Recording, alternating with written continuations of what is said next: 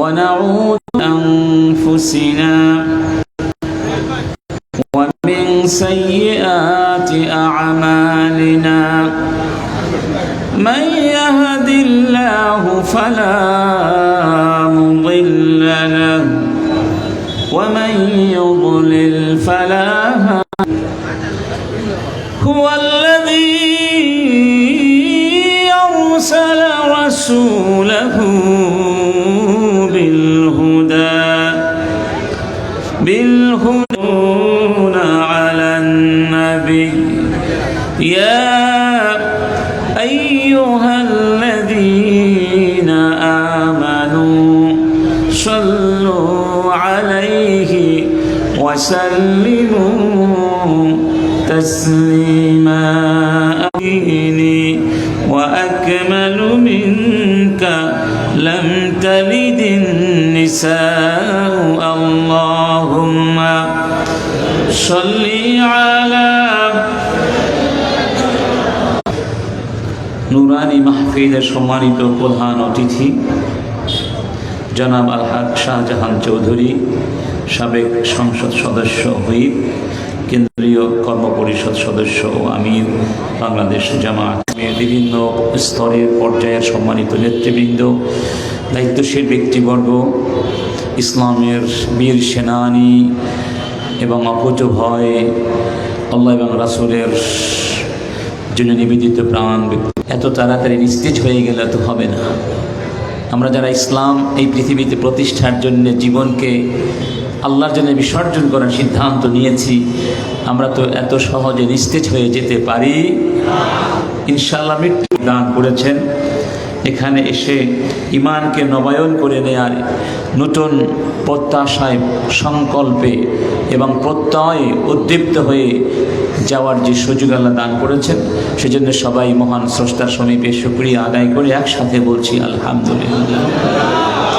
একটু আগে আমাদের ভাইয়েরা কি সুন্দর ইসলামী সঙ্গীত, জাগরণী সঙ্গীত পরিবেশন করে লিখেছিলাম, বইটি আমি পড়ে দিয়েছিলাম, চট্টগ্রাম কলেজে ঘোষণা দিয়েছিলাম। বইটির 300 কপি বিক্রি হয়েছিল, কয়েকটা কপি তার সাথে ছিল।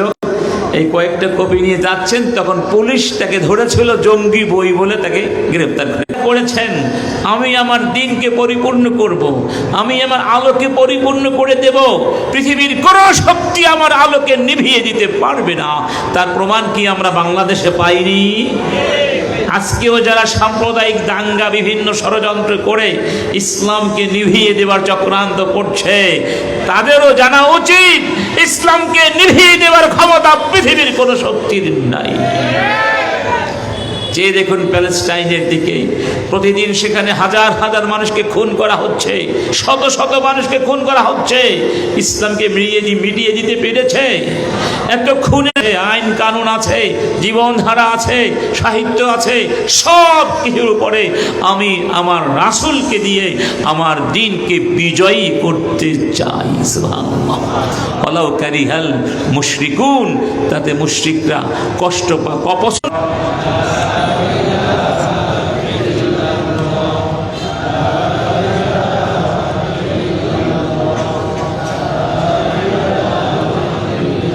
মোহব্বতের সাথে একটু জোরে লা ইলাহা ইল্লাল্লাহ।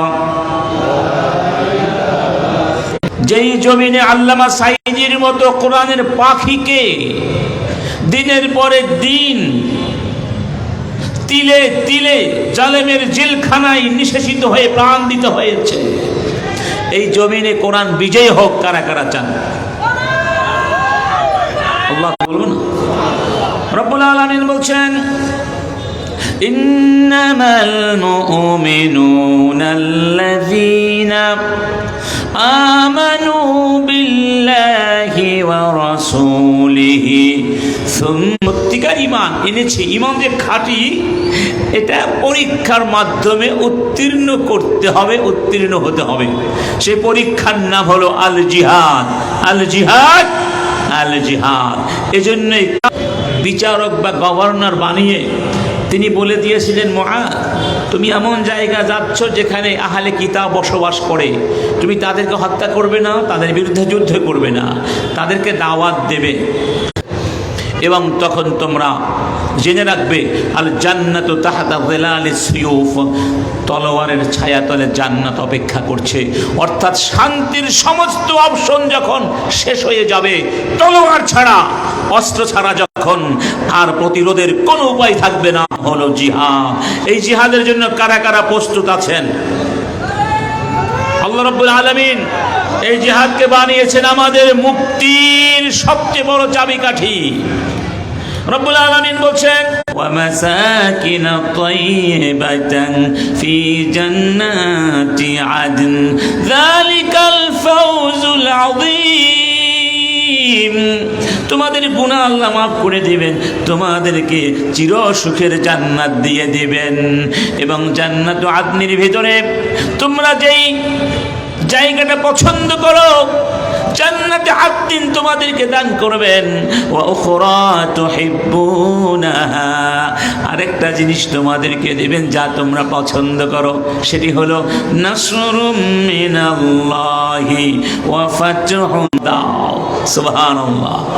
আচ্ছা, মূসা আলাইহিস সালামের জন্য আল্লাহর পক্ষ থেকে রহমত কখন এসেছিল?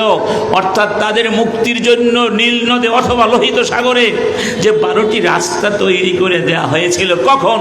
যখন তিনি ওই সাগর পর্যন্ত গিয়ে পৌঁছেছিলেন, ঠিক না বেঠিক? তখন নীল নদে বা লোহিত সাগরে আল্লাহ পাক রাস্তা তৈরি করে দিয়েছিলেন।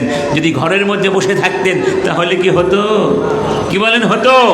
মুহাম্মদ রাসূলুল্লাহ সাল্লাল্লাহু আলাইহি ওয়াসাল্লাম হিজরত করার জন্য যখন বের হয়ে গেলেন, ওই সাউর পাহাড়ের গুহার মধ্যে গিয়ে আশ্রয় নিলেন।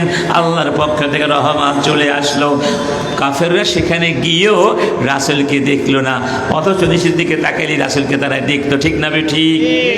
বদরের প্রান্তরে গিয়েছেন, সাহায্য আসে না, এমন অবস্থা হয়ে গিয়েছিল, মৃত্যু তাদের হাতের মুঠোয় ছিল, কিন্তু একজন সাহাবীও জিহাদের ময়দান থেকে পালিয়ে সাহায্য আসে নাই। আল্লাহ রাত 21 দিন পরে রাত্রিবেলা প্রচণ্ড ঝড়ো বাতাস আসলো, আর ফেরেশতারা এসে ওদেরকে পিটানো শুরু করলো। আবু সুফিয়ান বলল, এখানে থাকলে আর কেউ বাঁচতে পারবো না, আমি গেলাম, তোমরা বাঁচতে চাইলে আমার পিছে দৌড় দাও, ঠিক না বেঠিক? সব পালিয়ে গেল। সকালবেলা মাঠ শূন্য হয়ে গেল। রাসূল কারীম বললেন, আল্লাহ, কিন্তু আমরা এত নির্যাতনের পরেও আমাদের ভাইয়েরা, আমাদের ওলামায়ে কেরাম, নেতৃবৃন্দ বাতিলের কাছে কি মাথা নত করেছিলেন? যদি আল্লামা সাঈদী সাহেব মাথা নত করতেন, যদি মাওলানা নিজামী সাহেব মাথা নত করতেন, ওদের কাছে ক্ষমা চাইতেন, ওরা যা চেয়েছিল তা তিনি করতেন, তাহলে হয়তো তারা বেঁচে যেতেন। কিন্তু সত্য অপমানিত হয়ে যেত।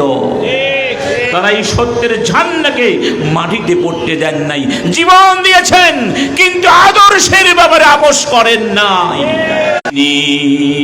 তোমরা যদি ইমানদার হয়ে থাকো, তোমাদের কোনো ভয় নেই, চিন্তার কোনো কারণ নেই। ওয়াকানা হাক্কান আলাইনা নাসরুল মুমিনিন, আমার উপরে মুমিনদেরকে সাহায্য করা দায়িত্ব হয়ে যায়, অবধানুকুম ওয়া আজওয়াজুকুম وعشيرتكم وأموال اقترفتموها وتجارة تخشون كسادها ومساكن ترضونها أحب إليكم মা, ছেলে মেয়ে, ভাই ব্রাদার, স্ত্রী, স্বামী স্ত্রী, গোত্রীয় দলীয় লোকজন, তোমাদের সহায় সম্পদ যা অর্জন করেছ, ব্যবসা বাণিজ্য যাতে মন্দা হয়ে যাবার ভয় করছো, তোমাদের বাড়ি গাড়ি, তোমাদের পছন্দের বিলাসী বাড়ি গাড়ি, এই সব যদি তোমাদের কাছে অধিক প্রিয় হয়, মিনাল্লাহি ওয়া রাসূলিহি ওয়া জিহাদিন ফি সাবিলি, আল্লাহ থেকে, রাসূল থেকে এবং আল্লাহর পথে জিহাদ করা থেকে, তাহলে আমার গজবের জন্য অপেক্ষা করো। তাহলে তোমরা যদি আমার দিন থেকে সরে যাও, আমার দিন প্রতিষ্ঠার সংগ্রাম থেকে মুখ ফিরিয়ে নাও, জেনে রেখো আমি তোমাদেরকে সরিয়ে দিয়ে আরেকটা জাতি পৃথিবীতে আনবো, সেই জাতি তোমাদের মতো বেঈমান হবে না। আল্লাহ যে একটা জাতিকে সরিয়ে দিয়ে আরেকটা জাতিকে বসান, সেটা বাংলাদেশে হয় না।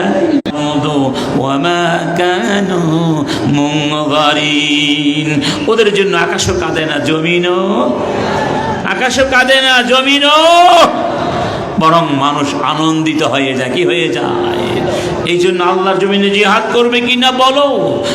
দখল করেছিল 1757 সালে না, তারপরে 100 বছর তাদের সময় লেগেছিল গোটা ভারতবর্ষের নিরঙ্কুশ ক্ষমতা দখল করতে।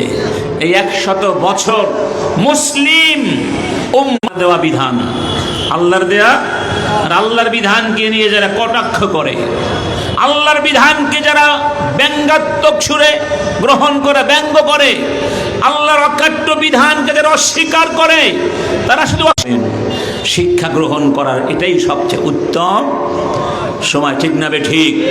1 নম্বর কি? ঈমান। সেই ঈমানের প্রমাণ কিভাবে দিতে হবে? জিহাদের ময়দানে গিয়ে দিতে হবে। ওমর ইবনে খাত্তাবের যুগে আমি আমার সাম্রাজ্যের একটা বড় অংশ দিয়ে দিব।